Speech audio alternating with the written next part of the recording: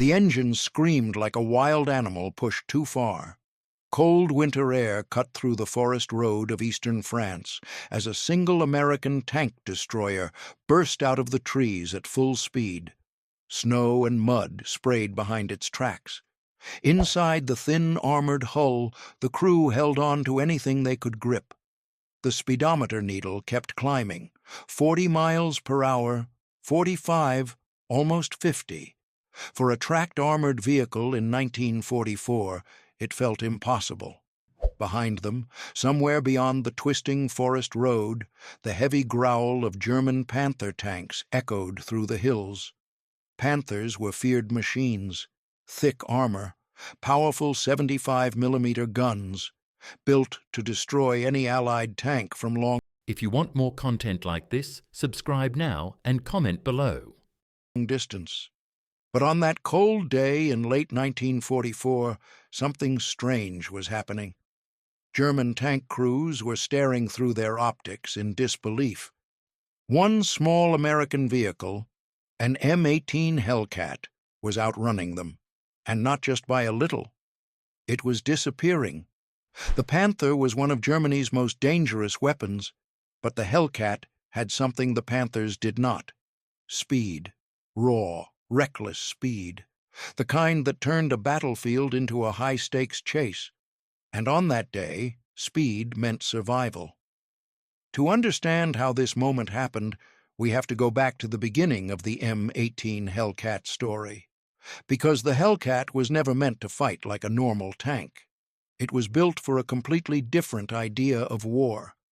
In early 1942, after America entered World War II, the U.S. Army studied what German armored forces had done in France and the Soviet Union. German tanks moved fast, struck hard, and broke through defensive lines. American commanders believed the United States needed a special weapon to counter those attacks. Instead of building heavier tanks, they designed something unusual: a tank destroyer. The idea was simple. Enemy tanks would break through the front lines. Then fast American tank destroyers would rush in from hidden positions and destroy them. These vehicles would not rely on heavy armor. They would rely on speed, surprise, and powerful guns. One of the most extreme results of this thinking was the M18 Hellcat. It was built by the Buick Motor Division of General Motors.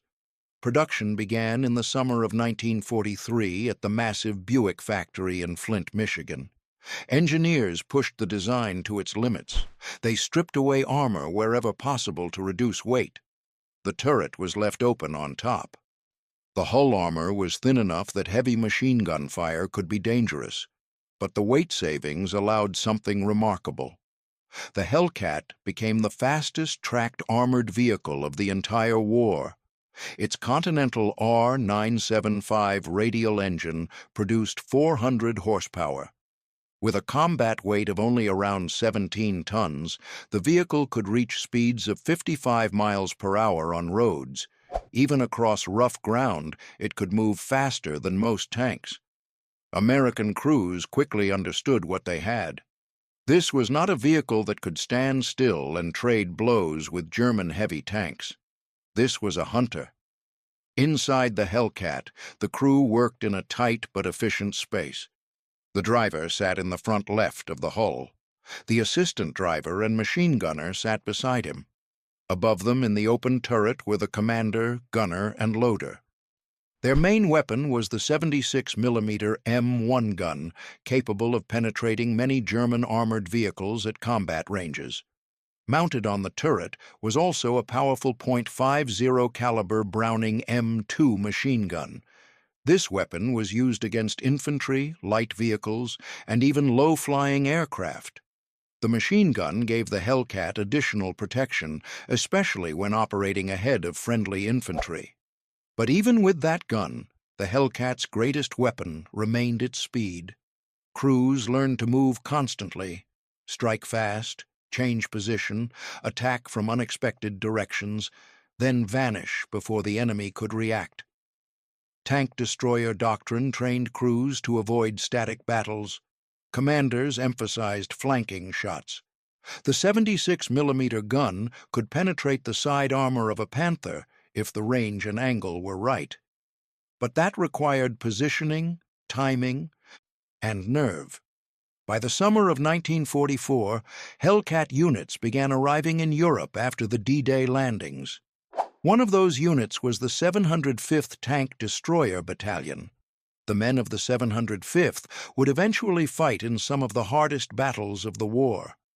But before winter arrived, they were already learning how dangerous the battlefield in Europe could be. German tanks were not easy opponents. The Panther tank, officially called the Panzerkampfwagen 5 Panther, had entered combat in 1943 on the Eastern Front. It quickly earned a reputation as one of the best balanced tanks of the war. Its long-barreled 75mm KWK-42 gun could destroy Allied tanks at long distances. Its sloped frontal armor made it extremely difficult to penetrate from the front. Against such a machine, the Hellcat had one major weakness: its armor. The front hull of an M18 was only about 25 mm thick. Even lighter weapons could damage it. A direct hit from a Panther's main gun would destroy the vehicle instantly. So Hellcat crews had one rule: never let the enemy hit you. Speed was their armor. As autumn of 1944 arrived, the Allied armies were pushing through France toward Germany. But the German army was still capable of fierce resistance. Many battles were chaotic, sudden, and deadly. One such encounter took place during the winter, fighting in eastern France and the Ardennes region. By December 1944, the war had reached a tense moment. Allied forces believed Germany was nearly defeated. But German High Command had prepared a massive surprise attack. On December 16, 1944, German forces launched the Ardennes offensive, known today as the Battle of the Bulge. Hundreds of thousands of German soldiers pushed into the Ardennes forests of Belgium and Luxembourg. Among them were powerful armored units equipped with Panthers, Panzer IVs, and even the feared Tiger tanks. The American front lines were suddenly under enormous pressure. Tank destroyer units like those operating the M18 Hellcat were rushed into action. Their mission was simple but dangerous: stop the German armor. One of the most dramatic Hellcat actions happened near the town of Bastogne, Belgium, during those freezing winter days. Snow covered the roads, forests blocked visibility. German armored columns moved through narrow routes between hills and villages. In such terrain, speed and quick thinking could change everything. American tank destroyer crews often found themselves facing enemies that were larger, heavier, and more heavily armed.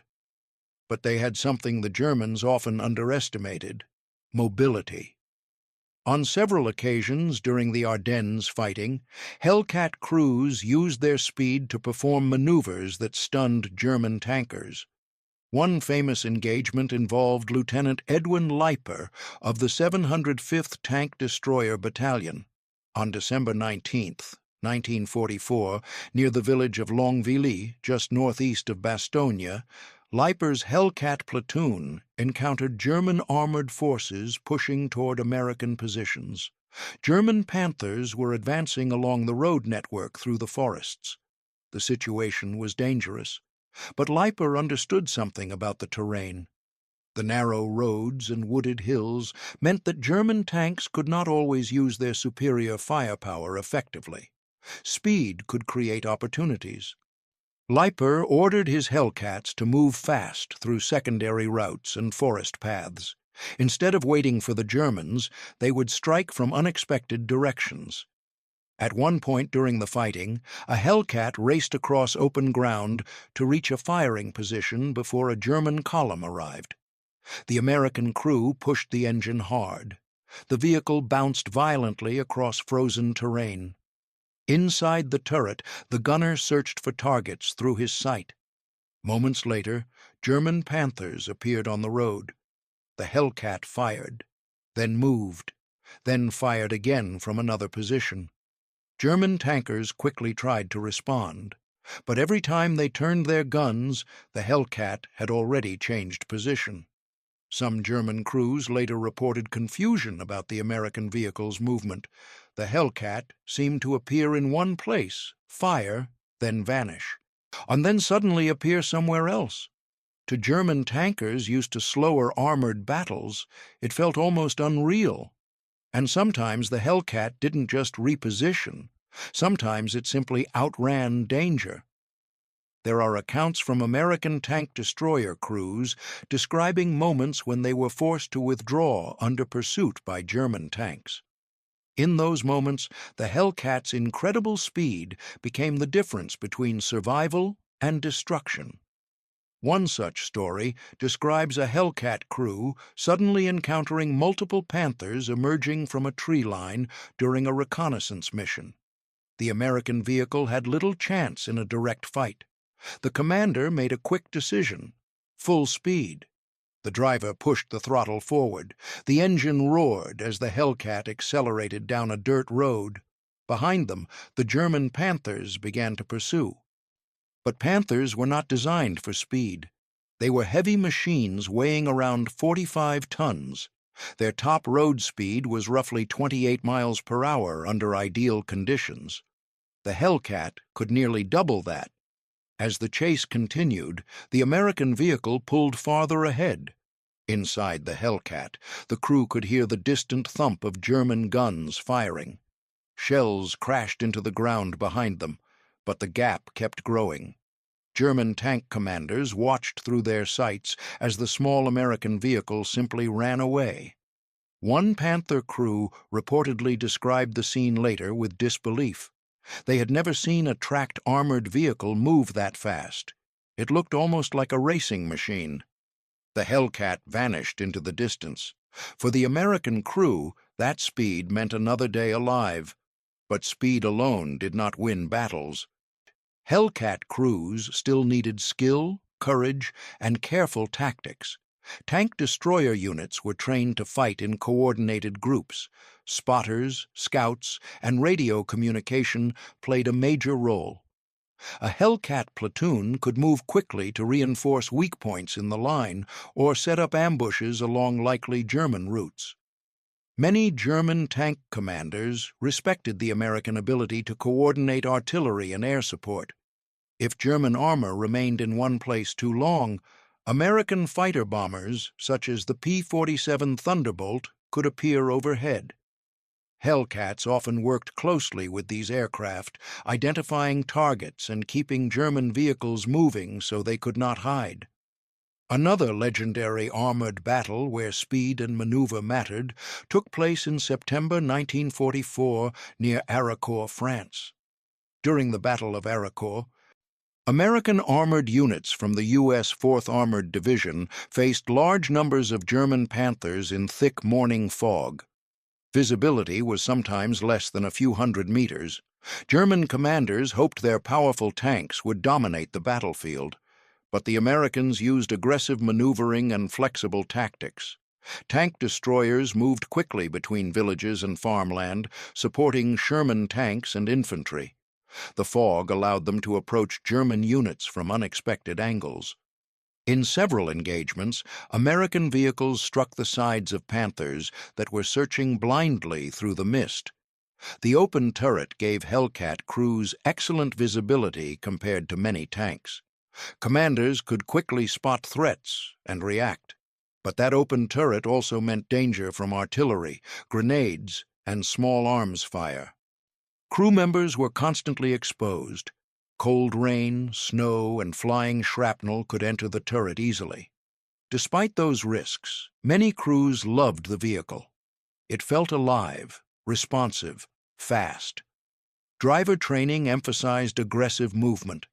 The Hellcat's torsion bar suspension allowed it to travel quickly over rough ground. Skilled drivers could weave through terrain in ways that heavier tanks simply could not match. German tankers began to learn something important. If they saw a Hellcat, they had to react immediately. because waiting even a few seconds might allow the American vehicle to slip away or reposition for a shot. Another advantage of the Hellcat was mechanical reliability. Compared to some heavier tanks of the war, it required less maintenance and could travel long distances without breaking down. In fast-moving operations across France and Belgium, that reliability allowed tank destroyer battalions to respond quickly to threats. Fuel consumption was also lower than heavier vehicles. This allowed Hellcats to operate longer during mobile operations. During the final months of the war, Hellcat units continued fighting across Western Europe. They supported infantry, ambushed German vehicles, and chased retreating enemy forces. In April 1945, as Allied armies pushed deep into Germany, Hellcats sometimes used their speed to race ahead of advancing infantry columns. But those final battles were still dangerous. German forces continued to fight fiercely, especially when defending towns and bridges. Hellcat crews often had to rely on coordination with infantry and artillery. The vehicle was not designed for close urban fighting. Yet the men inside them adapted. They always had. By the end of the war, the M18 Hellcat had earned a remarkable reputation. American tank destroyer battalions equipped with Hellcats claimed hundreds of German armored vehicles destroyed. But the Hellcat's real legacy was something different. It showed that speed could be just as powerful as armor. German tankers respected that, because sometimes the most frustrating enemy is not the one who fights you head-on. It is the one who refuses to stand still, the one who strikes, disappears, and leaves you searching empty roads. On cold winter days in Europe, German Panther crews occasionally found themselves staring through their gun sights at nothing but drifting snow. Moments earlier, a small American tank destroyer had been there, fast, aggressive, unpredictable. Then it was gone. And for the crew inside that Hellcat, the roaring engine and flying snow meant only one thing. They had survived another encounter with the most dangerous tanks in the German army, all because their machine could do something no Panther ever could: run faster than the battlefield itself. And sometimes in war, speed is the difference between becoming history or living long enough to If you tell want it. more content like this, subscribe now and comment below.